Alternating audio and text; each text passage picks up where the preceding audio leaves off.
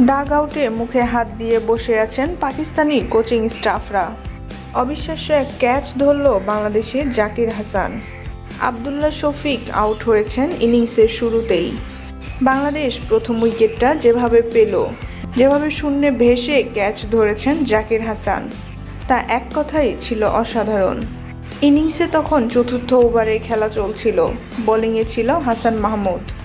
হাসান মাহমুদ তার তৃতীয় ডেলিভারির বলটি করেন।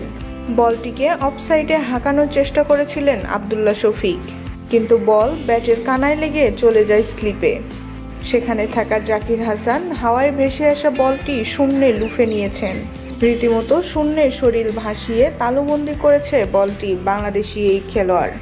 তাকিয়ে দেখল সতীর্থরা। এরপরেই বনু উল্লাসে মেতে ওঠে তারা। প্রথম উইকেটের পতন ঘটল পাকিস্তানের। প্রথম সাফল্যটা এসেছে হাসান মাহমুদের দুর্দান্ত ডেলিভারি ও জাকির হোসাইনের বাজ পাখির মতো ক্যাচ ধরাতে। আর এতেই বাংলাদেশ পেয়ে গেল প্রথম উইকেটের দেখা।